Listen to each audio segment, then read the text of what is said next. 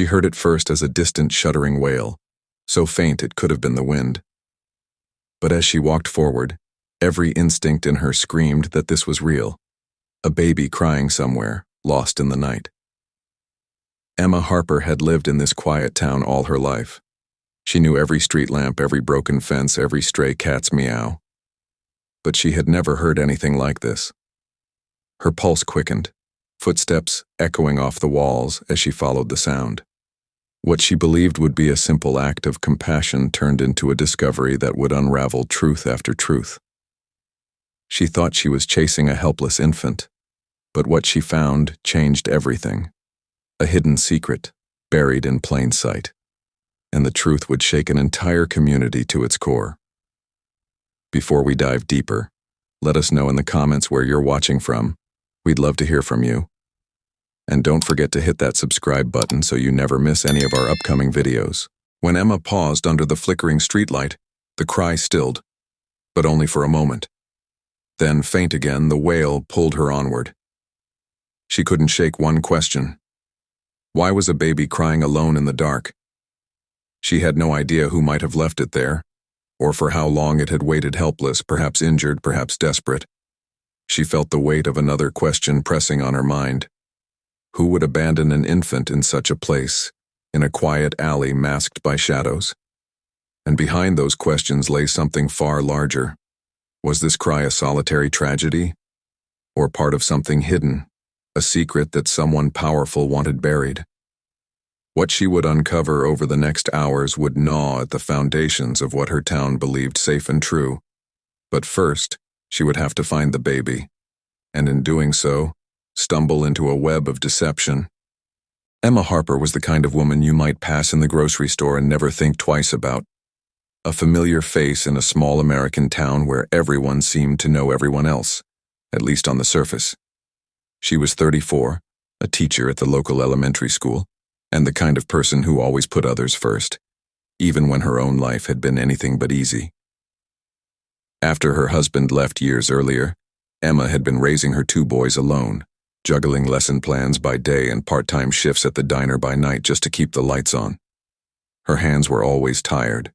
Her eyes often carried the look of someone who hadn't slept enough. Yet there was a quiet strength in her walk, a resolve that came from years of struggle. People admired her for her patience with children, for the way she could kneel down at eye level and make a frightened child feel seen, understood, and safe. That instinct to protect, the very same one that kept her boys out of trouble, was the one that drove her to follow the sound of a baby's cry that night. The town itself seemed ordinary from the outside, a grid of wide streets, rows of aging houses, a few old storefronts clinging to life along Main Street. But once the sun dipped below the hills, whispers seemed to carry on the wind. For months, neighbors had reported strange noises echoing through the alleys. Sometimes footsteps when no one was there. Other times the faint sound of a child crying only for it to vanish when someone went looking. Most brushed it off as superstition, the sort of ghost stories small towns tell themselves when the nights get too quiet. Yet in recent years, the quiet had been broken by something harder to ignore. People went missing. Not many, not all at once, but enough that families kept their doors locked earlier than before, and children were no longer allowed to walk home alone after dark. Emma had watched the unease grow with every passing season. Parents whispered at school pickup lines, trading worried glances when another headline mentioned a disappearance. Some claimed it was nothing more than runaways, teenagers restless in a town with little to offer.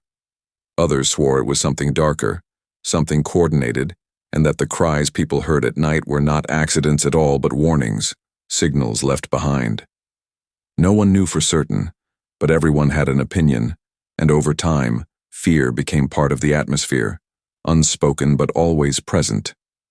Emma didn't traffic in gossip, but she couldn't ignore the heaviness that hung over the streets she walked every day. On the night she followed the sound, those whispers seemed to swirl together in her mind. She thought of her students, the faces she greeted every morning, and wondered if their parents had the same gnawing feeling she did, that the town was keeping secrets.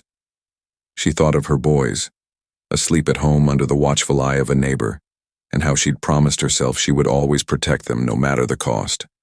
And she thought of the missing, names she didn't know personally but whose faces she had seen posted on flyers at the gas station, in the post office, tacked to telephone poles as if plastered reminders of a truth no one wanted to face. The crying she heard that night did not sound like imagination. It was real, raw, and fragile, the kind of sound that cut through the ordinary and demanded a response. Emma was the sort of woman who couldn't turn her back on it, not when every instinct she had told her something was wrong. She told herself she was only doing what anyone else would have done, though deep down she suspected not everyone would have had the courage to step into that alley alone. She could never have known that what awaited her in the shadows would connect her life to the very rumors she had dismissed, and that by answering that call, she was about to uncover something her town had been trying to forget. Emma Harper gripped her jacket tighter as she stepped further down the alley, each crunch of gravel beneath her shoes sounding louder than the last. The cries had grown sharper now, echoing off the narrow brick walls like a call she could not ignore. Her heart raced as she glanced over her shoulder. Main Street was only a block away, but it felt as if she had entered another world entirely, a place where every shadow seemed to move and every corner held its breath. The town she knew so well looked different at night, less familiar, more unforgiving. She whispered to herself to stay calm, reminding her own mind that she had followed this far because a child might be in danger. Then, suddenly, silence. The wail that had pulled her this deep into the alley was gone, leaving her surrounded by the heavy quiet of midnight. She stopped, straining her ears, every muscle in her body tense. That was when she heard it. A faint shuffle, the sound of footsteps that did not belong to her own. She froze, her breath shallow, eyes darting toward the end of the alley. The footsteps were uneven, hesitant, as though whoever was there was trying to follow without being noticed. Emma's pulse pounded, and she wondered if she had been foolish to come this far alone. She thought of her boys asleep in their beds, of the neighbor who had promised to keep an eye on them, and for the first time that night she considered turning back. But then, just as quickly as they had started, the footsteps stopped. The silence returned, heavy and unnatural, until it was broken by the slam of a door somewhere nearby. The sound ricocheted off the alley walls, startling her enough to make her stumble. She steadied herself and listened, the echo fading, replaced once more by that fragile cry. It was closer now, no longer distant but immediate, as if the source was only steps away. Emma moved forward carefully, her eyes scanning the shadows. She passed a row of trash bins, a stack of old wooden crates, and then caught sight of something strange. A faint glow from a basement window, half covered with dirt and grime. The cry came again, clearer this time, and Emma realized it was seeping up from beneath the ground. She crouched, her hands pressing against the glass, and tried to peer inside, but the grime obscured her view. She pulled back and looked around, spotting a staircase that led to a narrow side door tucked between two buildings.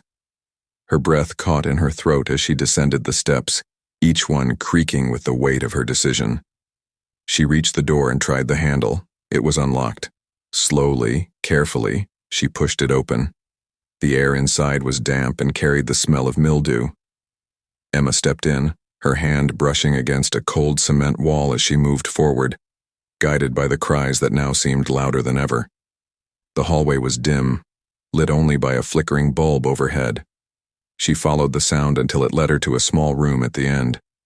Her hand trembled as she pushed the door open, bracing herself for the sight of a helpless infant abandoned in the dark. But what she found stopped her cold. In the middle of the room was a small cradle, old and worn, rocking gently as though someone had touched it only moments before.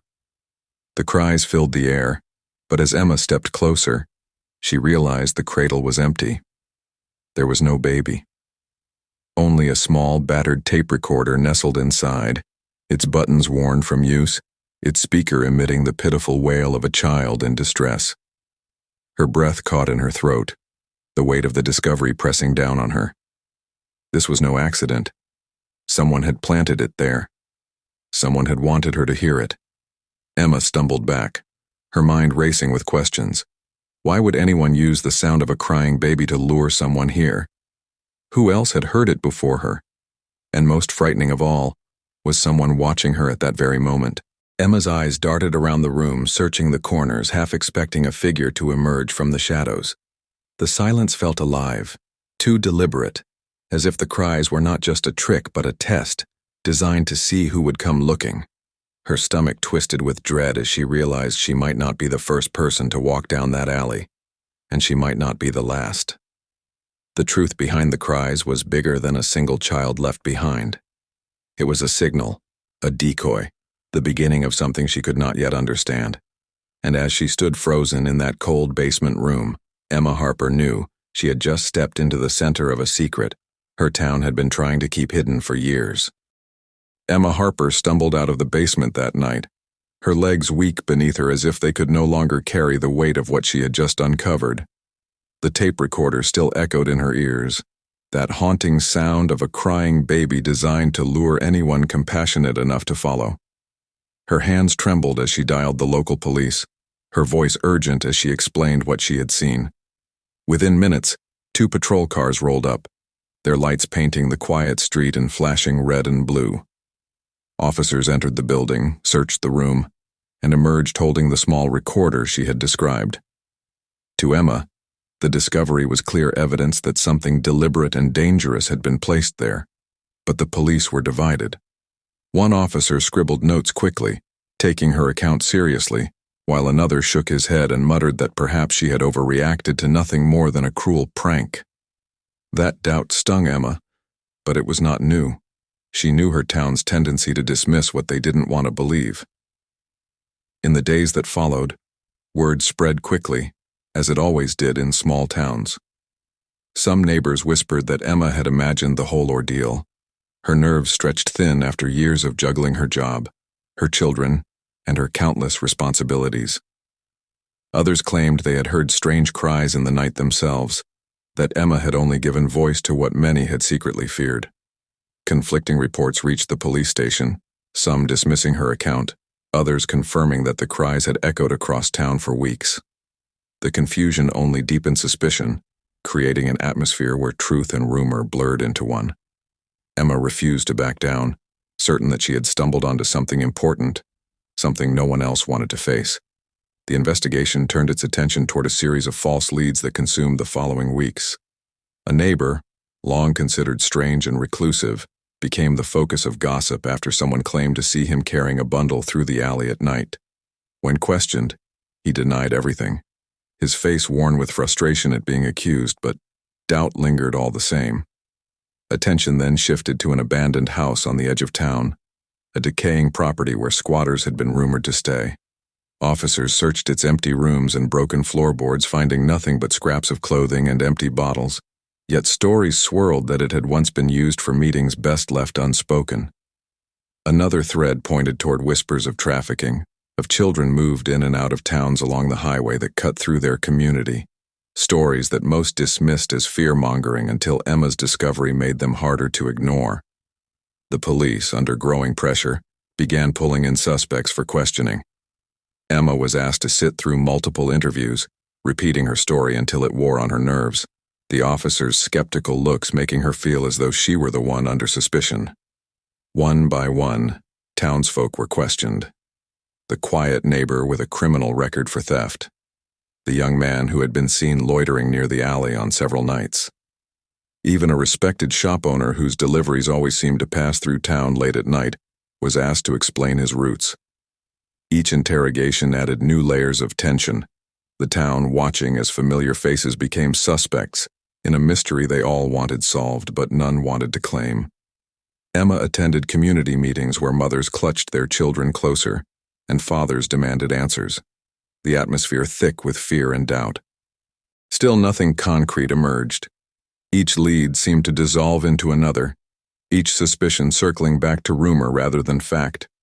The weight of it pressed down on Emma, but she kept remembering the emptiness of that cradle and the deliberate cruelty of the recording. She was certain there was more to uncover, that the tape recorder was not the end of the story, but the beginning. And she was right, because hidden among the piles of evidence, the interviews, and the denials was a single piece of proof waiting to be discovered. Something so small it could have been overlooked, yet so powerful it would turn the entire case upside down and force everyone, including the police, to face the truth of what had been unfolding in their quiet town. Emma Harper sat across from the detectives as they slid a small envelope across the table, their faces grim. For weeks she had endured the doubt, the gossip, the sideways looks from neighbors who whispered that perhaps she had let her imagination get the better of her. Yet now, as she carefully unfolded the photographs inside, her breath caught. It was the tape recorder, the same battered device she had discovered rocking gently in that cradle. But this time she could see the faint smudge on its surface, a print left behind.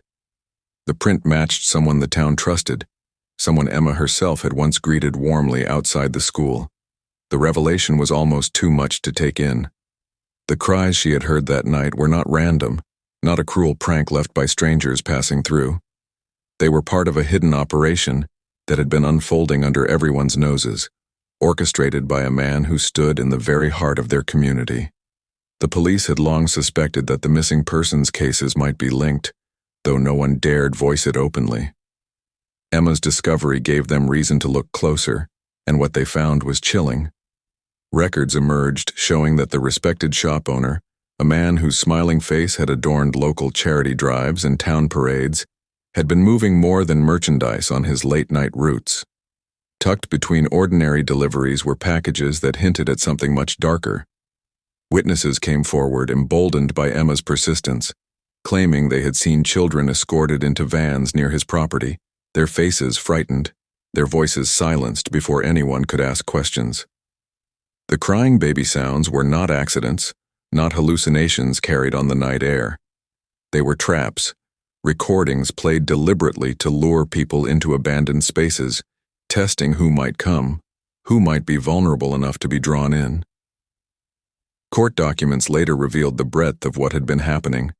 Families torn apart by the unexplained disappearances of their children sat in stunned silence as evidence was read aloud. Financial ledgers linked the shop owner to payments that could not be explained, money exchanged in ways that hinted at a network far larger than anyone in town could have imagined. The revelation was staggering. Their trusted neighbor, the man who shook hands at church picnics and handed out candy during parades, had been at the center of a scheme that preyed on the very thing people trusted most, the sound of a helpless child in need.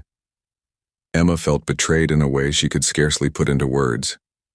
She had once smiled politely to this man in the grocery aisle, exchanged greetings outside the school, never suspecting the role he played in a tragedy that stretched far beyond her town. The betrayal was not hers alone. The entire community staggered under the weight of the truth, parents clutching their children closer, friends questioning one another, wondering how something so vast could have been hidden in plain sight for so long.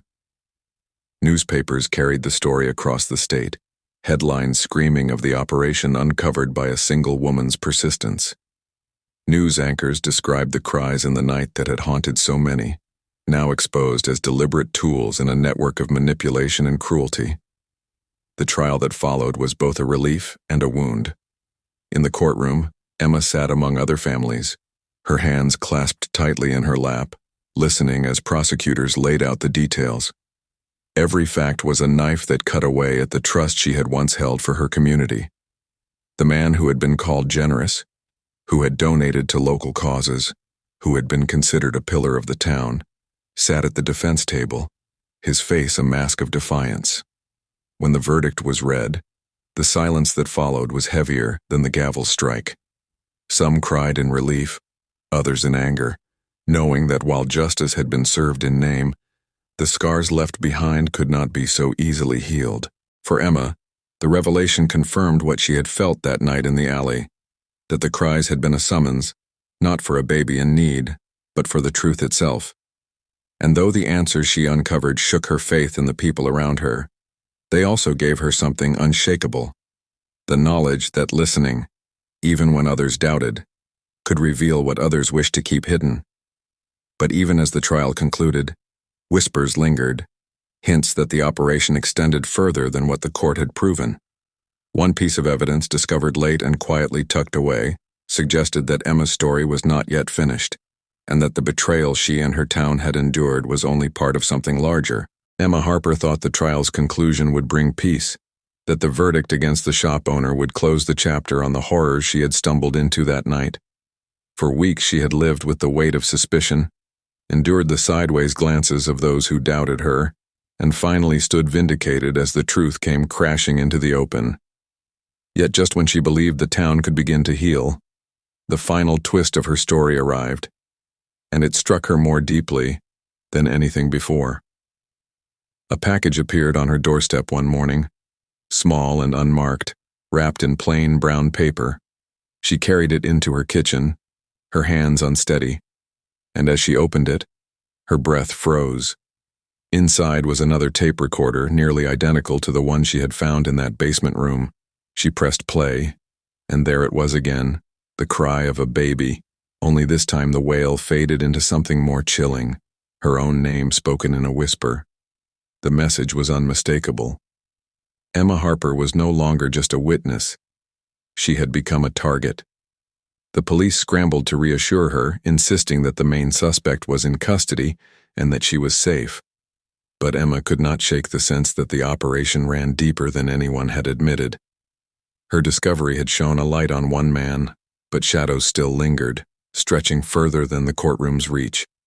In late-night moments she wondered if she had only uncovered a fraction of the truth, and if exposing it had painted a mark on her back. Rumors swirled that others were still at large, that the cries in the night had been more than a single scheme. Some said the recordings were designed not merely to lure but to test loyalty, to mark who would come and who would turn away. Emma found herself lying awake at night, listening for echoes in the dark, haunted by the idea that her decision to follow the sound had changed not only her life, but the course of her town forever. And then came the revelation that cut through every certainty she had clung to. Investigators revealed that the recordings had not been made from thin air. The cries belonged to a real child, a baby who had vanished years earlier, a case long buried in cold files and forgotten by most. The sound Emma had followed that night had been stolen from a tragedy the town had once mourned, twisted into a weapon of fear and control. The realization left Emma shaken to her core. The cries that had pulled her into the alley were not just a decoy, not merely a trick of machinery, but an echo of real pain, a voice silenced yet used to ensnare others. She sat with that truth and felt the ground beneath her shift once more, for what had started as a mystery of an empty cradle had become a reflection of loss deeper than she could have imagined. The betrayal of trust was complete when she learned that more than one figure of respect had been implicated. Whispers confirmed that another pillar of the community, a man who had spoken publicly against the accused, had quietly played his part in ensuring the cries kept echoing through their streets. Emma felt the air leave her lungs when the name was read aloud. This was not a stranger she could vilify from a distance, but someone her children had looked up to, someone who had been welcomed into homes across the town. The shock rippled through every household, leaving families divided between outrage and denial. Emma could not escape the feeling that her town's very soul had been fractured, its heart revealed to be hollow in ways she could never repair. And so the question lingered, carried in every conversation that followed her wherever she went. What would you have done if you had followed the sound that night? Would you have turned back at the first shadow, convincing yourself it was nothing? Would you have dismissed the cries as imagination, sparing yourself the weight of knowing the truth? Or would you have walked forward, as Emma Harper had, into the darkness, into the secret the town wished had stayed buried? Justice, the court claimed, had been served. But Emma could not quiet the voice in her mind that asked if justice had been enough. Could a guilty verdict erase the pain of those missing children, the cries that had been stolen and played like bait in the night? Could it restore the trust shattered between neighbors, between families, between a woman and the place she had called home her entire life? These were the questions that would outlive the headlines, the trial, and even Emma's own story. Because Emma Harper had followed the sound of a crying baby, and what she found was not only a secret buried in plain sight, but a mirror held up to the fragility of her community. And long after the courthouse doors closed and the newspapers stopped printing her name, the echoes of that night remained. The cries had ceased, but the silence that followed carried its own haunting question, one that Emma would carry with her for the rest of her days, and one that now belongs to every person who hears her story. Was justice really served, or had the truth only just begun to surface? Emma Harper's story does not end with the courtroom or the verdict, nor does it end with the whispers that followed her through the aisles of grocery stores and the pews of Sunday mornings. It lingers, unresolved, in the hearts of those who heard it, because at its center lies a decision that could have belonged to any one of us. She heard a cry in the night, fragile and desperate, and she chose to follow it. That choice pulled her into a world of secrets, betrayals, and truths her town would rather have kept hidden. And so the question I leave with you is this: do you think Emma Harper made the right decision that night when she stepped into the darkness to chase the sound of a crying baby? Or would you, faced with the same choice, have walked away, convincing yourself it was safer not to know? Her courage brought the truth to light, but it also painted a target on her back, forever binding her to the echoes of that child's voice. What she found was bigger than one person, bigger than one town, and its shadows stretched beyond what even the courtroom could contain. It is a reminder that sometimes the answers we least want to face are the ones that change us the most. But perhaps Emma's story is only one piece of a larger pattern, one thread in a tapestry of hidden lives and long-buried secrets. Because if you thought this story was shocking, wait until you hear about the man who stumbled upon a forgotten diary in his attic, only to discover it exposed a secret that had been hidden for 40 years, a secret that threatened to rewrite everything his family thought they knew. Before we leave you, we ask you to take a moment and reflect on Emma Harper's choice. Would you have followed the sound as she did, or would you have turned away? Let us know in the comments below. We'd love to hear from you. And if this story kept you hooked until the very end, don't forget to like this video and subscribe so you never miss our next story.